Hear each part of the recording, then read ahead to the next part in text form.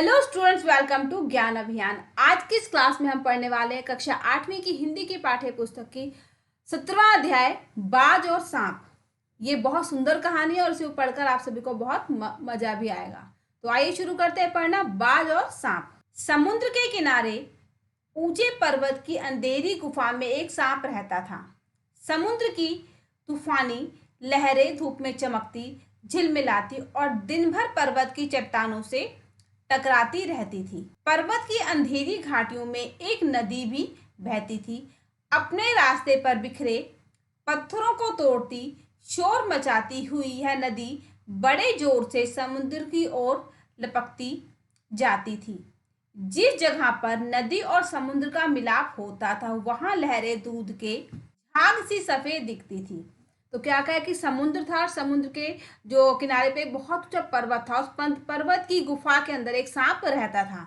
अब जो समुद्र की लहरें थी, जिसमें लहरें उठती हैं पानी में, वो दिन भर समुद्र है तो लहरें उठेंगी और दिन भर लहरें जो उसमें आती जाती रहती थी। और उसी की पर्वत की उसी घाटी में एक नदी भी थी छोटी सी, और नदी में जो है दिन भर पानी बहता रहता था। तो पानी जो था नदी का कई पत्थरों के ऊपर से जाता था और ऐसा लगता था कि जो पानी है पत्थरों को तोड़ रहा है।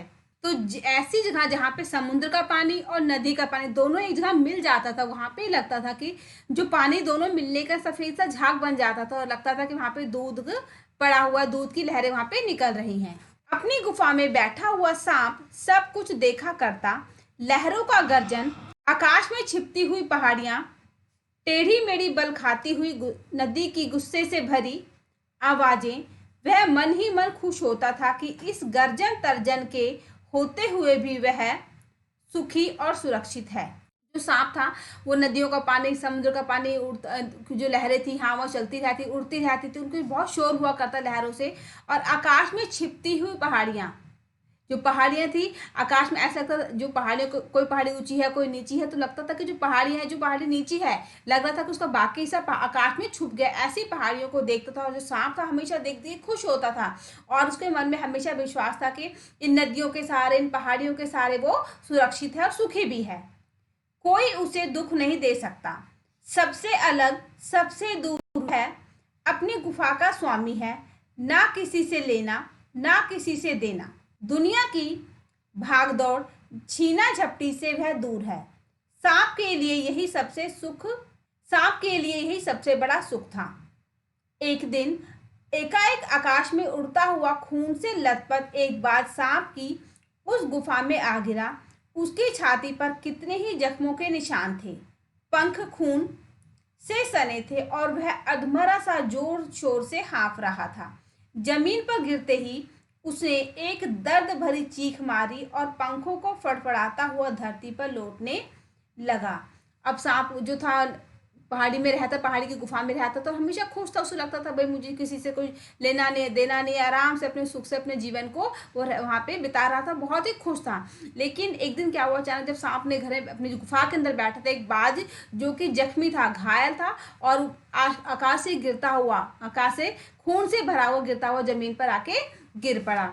और जमीन पर गिरने के बाद बहुत बहुत जोर से चिल्लाया और चिल्लाने के साथ अपने पंखों को फड़फड़ाने लगा, क्योंकि जख्मी था और जख्म के अपने दर्द के कारण जो वो बहुत ही परेशान होते हुए फड़फड़ा रहा था। सांप से डर से सांप अपने कोने में सिकुड़ गया, किंतु दूसरे ही क्षण उसने भांप लिया कि बाज जीवन की अंतिम सांसें गिन रहा है, उससे डरना बेकार है। यह सोचकर उसकी हिम्मत बंधी और वह रेंगता हुआ उस घायल पक्षी के पास गया। जो सांप है वो बाज से डरता है, क्योंकि बाज सांप को मार देता है। और जब सांप के सामने बाज ऊपर से फड़फड़ाता हुआ गिरा तो सांप डर गया, डर के अपनी गुफा के अंदर बिल्कुल सिकुड़ गया, डर के सहम के बैठ गया। लेकिन उसे लगा थोड़ी देर में कि जो बाज है वो जख्मी है और वो तो जो अपने अंतिम सांसें गिन रहा है, मतलब कि उसका देहांत वो होने वाला है, वो अब मर जाएगा। तो सांप जो है धीरे धीरे उसके पास रेंगता हुआ पहुंच गया, क्योंकि उसके मन में विश्वास हो गया था कि बाज जो है जख्मी है, वो सांप को कोई नुकसान नहीं पहुंचा सकता। उसकी तरफ कुछ देर तक ताक देखता रहा, फिर मन ही मन खुश होता हुआ बोला, क्यों भाई इतनी जल्दी मरने की तैयारी कर ली? बाज ने एक लंबी आह भरी, ऐसा ही दिखता है कि आखिरी घड़ी आ पहुंची है, लेकिन मुझे कोई शिकायत नहीं है। मेरी जिंदगी भी खूब रही, जी भरकर उसे भोगा। जब तक शरीर में ताकत रही कोई सुख ऐसा नहीं बचा जिसे ना भोगा हो। दूर दूर तक उड़ाने भरी आकाश की असीम ऊंचाइयों को अपने पंखों से नाप आया हूँ। तुम्हारा बड़ा दुर्भाग्य कि तुम जिंदगी भर आकाश में उड़ने का आनंद कभी नहीं उठा पाओगे। तो सांप ने उस बात से कहा कि भाई इतनी जल्दी तुम मरने वाले हो, तुम इतनी जल्दी मरने की तैयारी क्यों कर ली। तो बाज ने क्या कहा कि भाई मेरे जीवन का अंत अब नजदीक आ चुका और मुझे ऐसा एहसास हो रहा है, लेकिन मुझे अपने मरने का दुख नहीं, क्योंकि मैंने अपने जीवन में हर सुख का भोग लिया है। मुझे मेरे अंदर किसी भी सुख की अभिलाषा कामना अधूरी नहीं रही है। मैं अपने जीवन के हर सुखों को भोग चुका हूँ। दूर दूर तक आकाश में उड़ा हूँ, जितना मर्जी चाहे अपने पंखों को पसार के दूर आकाश में ऊंचाइयों तक मैं उड़ चुका हूँ। लेकिन तुम तो बड़े ही दुर्भाग्यपूर्ण व्यक्ति हो, क्योंकि उसने आकाश में उड़ने का आनंद ही कभी भी नहीं उठाया है। सांप बोला, आकाश, आकाश को लेकर क्या मैं चाटूंगा? आकाश में आखिर क्या रखा है? क्या मैं तुम्हारे आकाश में रेंग सकता हूँ? ना भाई, तुम्हारा आकाश तुम्हें ही मुबारक। मेरे लिए तो यह गुफा भली कितनी आरामदेह और सुरक्षित जगह और कहाँ होगी। सांप मन ही मन बाज की मूर्खता पर हंस रहा था। वह सोचने लगा कि आखिर उड़ने और रेंगने के बीच कौन सा भारी अंतर है। अंत में तो सबके भाग्य में मरना ही लिखा है। शरीर मिट्टी का है, मिट्टी में ही मिल जाएगा। अचानक बाज ने अपना झुका हुआ सिर ऊपर उठाया और उसकी दृष्टि सांप की गुफा के चारों ओर घूमने लगी। चट्टानों में पड़ी दरारों से पानी गुफा में टपक रहा था। सीलन और अंधेरे में पड़ी डूबी गुफा में एक भयानक दुर्गंध फैली हुई थी, मानो कोई चीज वर्षों से पड़ी पड़ी सड़ गई हो। अब सांप और बाघ दोनों बातचीत हो रही है। फिर सांप ने कहा कि भाई मैं तुम्हारा जो आकाश है, जिसके तुम इतने गुणगान कर आकाश में उड़ा, आकाश की ऊंचाइयों में उड़ा, आकाश में उड़ने बहुत सुख होता है, और तुम्हारा दुर्भाग्य तुम आकाश में कभी भी नहीं उड़ पाए। तो इस आकाश को लेकर मैं क्या करूँगा? मैं तो आकाश में रेंग नहीं सकता, तो फिर मेरे लिए इस आकाश का कोई भी फायदा नहीं है। मेरे लिए तो मेरी गुफा ही सबसे अच्छी, क्योंकि ये बहुत सुरक्षित और आरामदेह है। तो सांप जो मन ही मन हंस रहा था, करे कैसा मूर्खबाज है, मरने वाला है लेकिन फिर भी आकाश के लिए परेशान है कि मैं आकाश में उड़ सकता, आकाश में इतना लंबा ऊंचा उड़ता था, लेकिन अब मेरा अंतिम समय आ गया है और अब मैं आकाश में फिर से नहीं उड़ पाऊंगा। क्योंकि इंसान चाहे आकाश में उड़े या फिर जीव जंतु चाहे आकाश में उड़े या फिर धरती पे चले, मरने के बाद सभी को तो मिट्टी में ही मिल जाना। तो फिर आकाश में उड़ने का कोई फायदा अलग से नहीं है, जिसके लिए बाज इतना परेशान हो रहा है। तो बाज ने क्या कहा, अपने गर्दन को ऊपर धीरे से उठाया और पूरे की जो सांप की गुफा थी उसके अंदर देखा। उस गुफा के अंदर पानी जो है टपक रहा था, और जब पानी टपकते रहने के कारण लंबे समय तक पानी टपकने से गुफा में सीलन हो गई थी, बहुत अंधेरा था और सीलन के कारण दुर्गंध में फैल गई थी। तो ऐसा लग रहा था जैसे कोई बहुत खराब सी चीज लंबे समय से पड़ी हुई है, खराब होने के कारण दुर्गंध जो है पूरी गुफा के अंदर फैली हुई है। बाज के मुंह से एक बड़ी जोर की करुण चीख फूट उठी। आकाश में सिर्फ एक बार आकाश में उड़ पाता। बाज की ऐसी करुण चीख सुनकर सांप कुछ सिटपटा सा गया। एक क्षण के लिए उसके मन में उस आकाश के प्रति इच्छा पैदा हो गई जिसके वियोग में बाज इतना व्याकुल होकर छटपटा रहा था। उसने बाज से कहा, यदि तुम्हें स्वतंत्रता इतनी प्यारी है तो इस चट्टान के किनारे से ऊपर क्यों नहीं उड़ जाने की कोशिश करते। हो सकता है कि तुम्हारे पैरों में अभी इतनी ताकत बाकी हो कि तुम आकाश में उड़ सको। कोशिश करने में क्या हर्ज है। बाज में एक नई आशा जग उठी। वह दूने उत्साह से अपने घायल शरीर को घसीटता हुआ चट्टान के किनारे तक खींच लाया।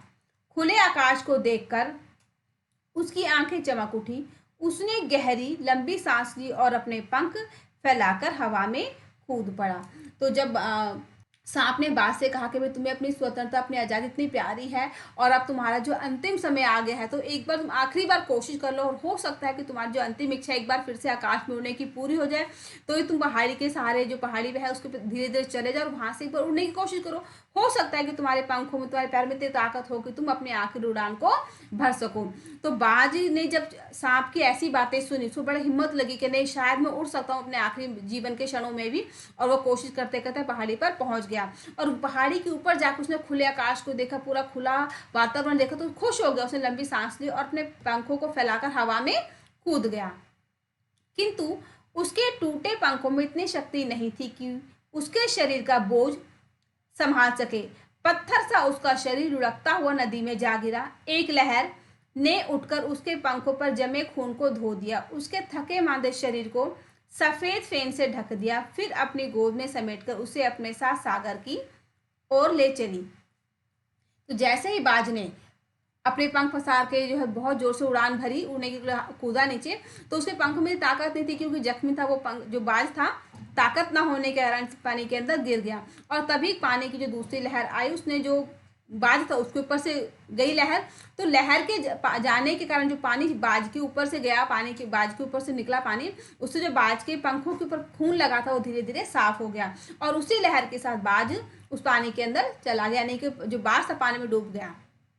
लहरें चट्टानों पर सिर धुनने लगी, मानो बाज की मृत्यु पर आंसू बहा रही हो। धीरे धीरे समुद्र के असीम विस्तार में बाज आंखों से ओझल हो गया। चट्टान की खोखल में बैठा हुआ सांप बड़ी देर तक बाज की मृत्यु और आकाश के लिए उसके प्रेम के विषय में सोचता रहा। आकाश की असीम शून्यता में क्या ऐसा आकर्षण छिपा है जिसके लिए बाज ने अपने प्राण गंवा दिए। वह तो मर गया, लेकिन मेरे दिल का चैन अपने साथ ले गया।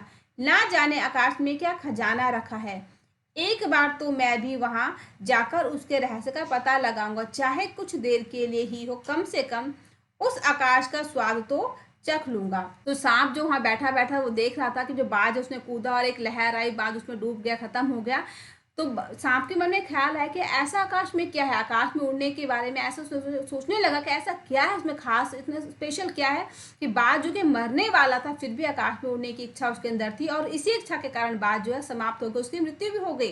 तो ऐसा कुछ तो खास है और इस खास को जानने के लिए कि आकाश में ऐसा क्या खास है, क्या विशेष है, मुझे भी आकाश में एक बार जाना पड़ेगा, जाना ही चाहिए और मैं जाऊंगा, चाहे थोड़े ही समय के लिए से, लेकिन मैं उस आकाश में उड़कर देखूंगा कि इस आकाश में ऐसा क्या है। यह कहकर सांप ने अपने शरीर को सिकोड़ा और आगे रेंग कर अपने को आकाश की शून्यता में छोड़ दिया। धूप में क्षण भर के लिए सांप का शरीर बिजली की सी लकीर सा चमक गया, किंतु उसने जीवन भर रेंगना सीखा था। वह भला क्या उड़ पाता। नीचे छोटी छोटी चट्टानों पर धप से सांप जा गिरा। ईश्वर की कृपा से बेचारा बच गया, नहीं तो मरने में क्या कसर बाकी थी। सांप हंसते हुए कहने लगा, सो उड़ने का यही आनंद है। भर आया मैं तो। पक्षी भी कितने मूर्ख हैं, परंतु है कि धरती के सुख से अनजान रहकर आकाश की ऊंचाइयों को नापना चाहते थे, किंतु अब मैंने जान लिया कि आकाश में कुछ नहीं, केवल ढेर सी रोशनी के सिवा वहां कुछ भी नहीं। शरीर को संभालने के लिए कोई स्थान नहीं, कोई सहारा नहीं। फिर वे पक्षी किस बूते पर अपने डींगे हाँकते हैं, इसलिए धरती के प्राणियों को इतना छोटा समझते हैं। अब मैं कभी धोखा नहीं खाऊंगा, मैंने आकाश देख लिया। सांप ने क्या किया, अपने आप को सिकोड़ लिया और सिकोड़ते हुए पहाड़ी पर जाके उसने हवा में छलांग लगा दी। लेकिन सांप जिसे, वो सांप तो तैर नहीं सकता, उड़ नहीं सकता क्योंकि उसके पंख नहीं होते। तो सांप जो है एक पल के लिए हवा से होते हुए जमीन पर जो पहाड़ थी वहां पे आके गिर गया और उसने मन ही में सोचा कि इस आकाश में तो कुछ नहीं, सिर्फ रोशनी रोशनी है। क्योंकि जब हम आकाश में उड़ते हैं तो हमें सिर्फ रोशनी मिलती है, कहीं किसी चीज को पकड़ने के लिए, किसी सहारे के लिए तो कुछ भी नहीं मिलता। तो इस आकाश में सब कुछ भी नहीं है सिवाय रोशनी के। मैंने इस आकाश में घूमकर इसको देख लिया है। उसी की बातों में आकर मैं आकाश में कूदा था। ईश्वर भला करे मरते मरते बच गया। अब तो मेरी यह बात और भी पक्की हो गई कि अपनी खोखल से बड़ा सुख और कहीं नहीं है। धरती पर रेंग लेता हूँ, मेरे लिए यह बहुत कुछ है। मुझे आकाश की स्वच्छंदता से क्या लेना देना। ना वहाँ छत है, ना दीवारें हैं, ना रेंगने के लिए जमीन है। मेरा तो सिर चकराने लगता है, दिल कांप कांप जाता है। अपने प्राणों को खतरे में डालना कहाँ की चतुराई है। तो अब जो सांप खुद में सोच रहा है कि आकाश में उड़ने से तो ऐसा कुछ भी नहीं, सिर्फ रोशनी मिलती है, लेकिन वहाँ पे किसी चीज़ को पकड़ने के लिए, सहारे के लिए कुछ भी नहीं है। तो मेरा जो गुफा है ये सबसे अच्छा है क्योंकि यहाँ पे सुख है, मैं आराम से यहाँ पे रेंग सकता हूँ। मेरी आज़ादी यहाँ पे रेंगने की कोई परेशानी नहीं है, आराम से सुख से मैं अपने जीवन को व्यतीत कर सकता हूँ। और सिर्फ आकाश में उड़ने के कारण मेरा जो सिर था चकरा रहा था, मुझे तो डर था कि अगर मैं कहीं किसी पत्थर पे, किसी नुकीली जगह पे गिर गया तो मेरा जीवन भी खत्म हो जाएगा। सांप सोचने लगा कि बाज अभागा था जिसने आकाश की आज़ादी को प्राप्त करने में अपने प्राणों की बाजी लगा दी। किंतु कुछ देर बाद सांप के आश्चर्य का ठिकाना नहीं रहा। उसने चट्टानों के नीचे से एक मधुर रहस्यमय गीत की आवाज उठ रही थी। पहले उसे अपने कानों पर विश्वास नहीं हुआ, किंतु कुछ देर बाद गीत के अधिक स्वर साफ सुनाई देने लगे। वह अपनी गुफा से बाहर आया, चट्टान से नीचे झांकने लगा। सूरज की किरणें समुद्र का नीला जल झिलमिला रहा था। चट्टानों को भिगोती हुई समुद्र की लहरों में गीत के स्वर फूट रहे थे। लहरों का यह गीत दूर दूर तक गूंज रहा था। सांप ने सुना, लहरें मधुर स्वर में गा रही हैं। हमारा यह गीत उन साहसी लोगों के लिए है जो अपने प्राणों को हथेली पर रखे हुए घूमते हैं। तो जब सांप ने अपने मन में निश्चय कर लिया कि भाई जो धरती है, जो रेंगना उस गुफा में, यही सबसे अच्छा, आकाश में कुछ भी नहीं रखा है, तो सांप अपने घर में अपनी गुफा में बिल्कुल निश्चिंत हो गया। और तभी अचानक उसे जो है शोर सुनाई पड़ा, गाने की आवाज सुनाई पड़ी। तो जब सांप ने गाने की आवाज सुनाई पड़ी, मधुर संगीत उसके कानों में पड़ा, तो अपने गुफा से बाहर निकल उसने देखा जो लहरें हैं वो बहुत ऊंचा ऊंचा उछल रही हैं और लहरें जो ऊंची ऊंची उड़ रही हैं। तो उसे लगा कि जो लहरें हैं ये गाना गा रही हैं, और ये लहरें क्या कह रही है कि हम जो लहरें गाना गा रहे हैं उस व्यक्ति के लिए गा रहे हैं जो अपने प्राणों को हथेली पर रखते घूमते, यानी कि जो परेशानियों का, जो मुसीबतों का सामना करते हैं और मुसीबतों का सामना करते अपने जीवन भी समाप्त कर देते हैं। हम ये गीत उन साहसी व्यक्तियों के लिए गा रहे हैं। चतुर वही है जो प्राणों की बाजी लगाकर जिंदगी के हर खतरे का बहादुरी से सामना करे। और निडरबाज, शत्रुओं से लड़ते हुए तुमने अपना कीमती रक्त बहाया है, पर वह समय दूर नहीं है जब तुम्हारे खून की एक एक बूंद जिंदगी के अंधेरे में प्रकाश फैलाएगी और साहसी बहादुर दिलों में स्वतंत्रता प्रकाश के लिए प्रेम पैदा करेगी। तुमने अपना जीवन बलिदान कर दिया, किंतु फिर भी तुम अमर हो। जब कभी साहस और वीरता के गीत गाएंगे तुम्हारा नाम बड़े गर्व और श्रद्धा से लिया जाएगा। हमारा गीत जिंदगी उन दीवानों के लिए है जो मरकर भी मृत्यु से नहीं डरते। तो जो लहरें जो उड़ रही थी, बहुत ऊंची ऊंची लहरें क्या कह रही थी कि हम जो लहरें जो गाना गा रहे हैं उस व्यक्ति के लिए, उन व्यक्तियों के लिए जो बहुत ही बहादुर, जो साहसी, जो किसी से डरते नहीं है। ऐसे लोग जो किसी परेशानी का, किसी भी मुसीबत का सामना करते हुए अपने जीवन को समाप्त कर देते, लेकिन समाप्त हो जाने के बावजूद भी उनका जो नाम है वो दुनिया में हमेशा के लिए, सदैव के लिए अमर हो जाता है। उनका जो बलिदान है वो कभी भी बर्बाद या खराब नहीं होता, वो हमेशा जीवन में इस धरती के अंदर, इस धरती के ऊपर हमेशा के लिए वो अमर हो जाते हैं। और हम अपना गाना उन्हीं ऐसे वीरों और साथी व्यक्तियों के लिए गा रहे हैं। तो ये बात, तुम मर तो गए लेकिन फिर भी तुमने मरने के बावजूद जो इतनी परेशानियों का सामना करते हुए तुमने जीवन को समाप्त कर दे, तुम्हारा नाम हमेशा इस दुनिया में गर्व और श्रद्धा से लिया जाएगा। हमारा जो गीत है उन्हीं व्यक्तियों के लिए जो कभी भी मृत्यु से डरते नहीं है, बल्कि मृत्यु का, मुसीबतों का सामना करते हैं। तो ये कहानी लिखी थी निर्मल वर्मा ने, जो कि बहुत ही सुंदर कहानी थी। और इस कहानी को पढ़कर हमने ये सीखा कि हमें जीवन में कभी भी मुसीबतों से घबराना नहीं चाहिए। बेशक हमारा देहांत हो जाए, हम हमेशा के लिए समाप्त हो जाए, तब भी हमें जीवन में कभी भी बिना घबराए मुसीबतों का सामना करना चाहिए। तो मुझे उम्मीद है कि ये कहानी आप सभी को बहुत पसंद आई होगी।